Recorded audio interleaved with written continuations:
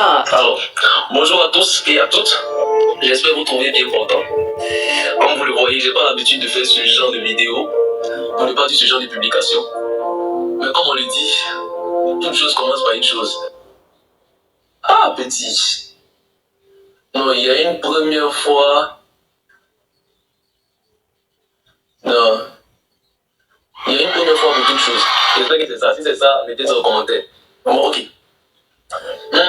Ce matin, quand je me suis réveillé, j'ai eu cette forte envie de partager mon temps de méditation avec vous. Et d'habitude, je fais juste, j'écris et je balance ça sur mon statut WhatsApp. Mais ce matin, j'ai dit non, il a fait une vidéo sur TikTok et tout. Voilà. Bon, pour ceux qui ne connaissent pas, c'est quoi un temps de méditation? C'est juste un petit moment que tu as avec Dieu, que tu passes avec Dieu.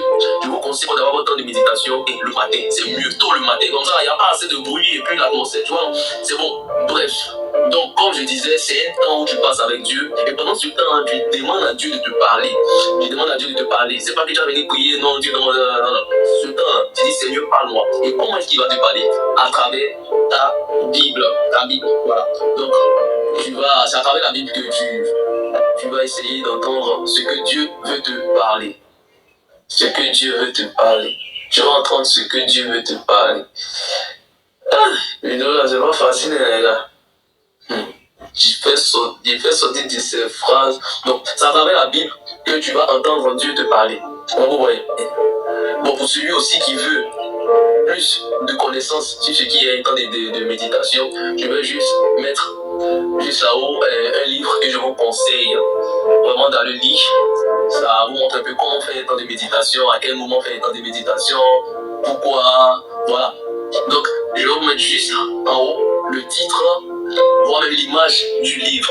Donc, sans plus tarder, on va aller droit au but. Donc, je plonge directement dans le livre de 2 Timothée 2. En ce moment, je fais mon temps de méditation dans le livre de 2 Timothée 2. Voilà. Donc, ce matin, j'ai lu le chapitre 2 de Timothée à partir du verset 25. Un verset très simple. Je vais passer dessus rapidement, mais moi, il y a quelque chose qui m'a marqué. Donc, je vais lire rapidement le verset. Le verset dit: il doit instruire avec douceur ses contradicteurs. Dieu lui donnera peut-être l'occasion de changer de mentalité et de connaître la vérité. Voilà. C'est un verset simple. C'est un verset qui ne va pas susciter trop de... Voilà. Mais bon, ce verset-là m'a marqué. Et je vais vous dire pourquoi. Ce verset m'a parlé en quelque sorte. Vous savez, on a toujours un vieux père, c'est-à-dire une connaissance, un grand frère. Lui là, avant, on le voyait, il faisait des trucs qui n'étaient pas vraiment catholiques. C'est-à-dire, il changeait de cours. Lui là, il est toujours trouvé une nouvelle cour. Et bien, avant, je le vois, il est toujours dans les faux trucs, dans les faux mouvements.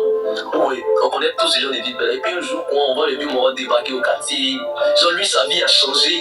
Maintenant, il est une nouvelle personne. Sa vie a été révélée, tout ça, des trucs comme ça. Et lui, maintenant, il vient nous demander de changer de vie. C'est-à-dire, la vie même qu'on n'a pas commencé là. Et bien, quand tu viens nous dire de changer de vie, c'est-à-dire, ce que lui faisait, nous, on te voyait, c'était et bien, on te voyait appuyer les petits ici. T'as venu de changer de vie. Donc, vous voyez, oui. Donc, le vieux père débat, non, les petits, changer de vie. Et nous, c'est comme ça, on lui répond. Et bien, pardon, nous, on veut profiter de la vie. Toi, tu as mangé la vie. Nous, si on veut manger la vie, tu as un problème. Et bien, on va laisser pour toi là. Voilà. Donc, en lisant ce verset là, je me rappelle, parce que moi aussi, quand je vais évangéliser au quartier, les petits me disent ça. Vous voyez. Pourtant, le verset dit quoi? On dit quoi? Il doit instruire avec douceur. Bon, c'est pas clair, mais c'est pas important. Donc, on dit quoi? Dieu leur donnera peut-être l'occasion de changer de mentalité.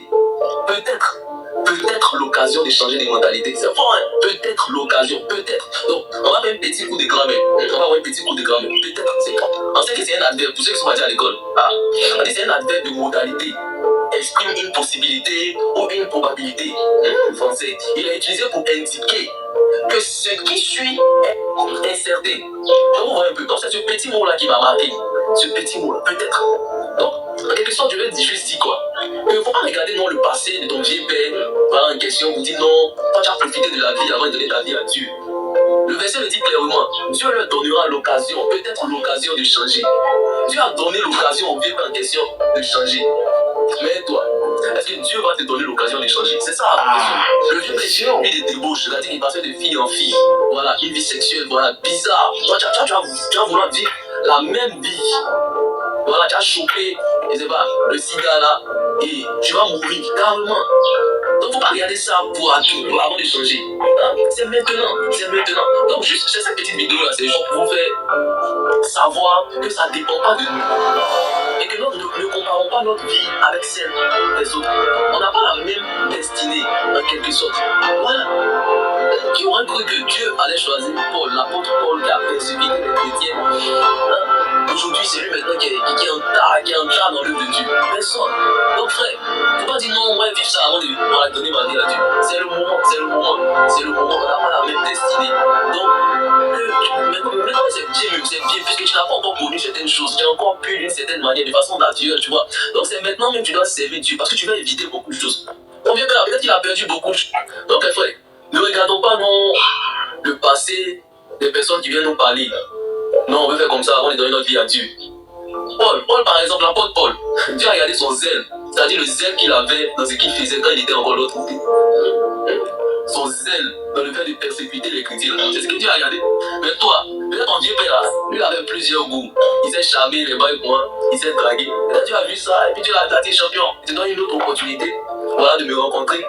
Parce que tu as utilisé ces talents, voilà, un griffe. Mais toi, mais tu ne sais pas draguer. Tu sais pas, tu connais pas femme. C'est toi qui veux vivre ça. Peut-être que tu vas te laisser. C'est juste pour rire. Donc là, les gars, ne regardons pas ça pour dire non. C'est aussi pareil pour les filles.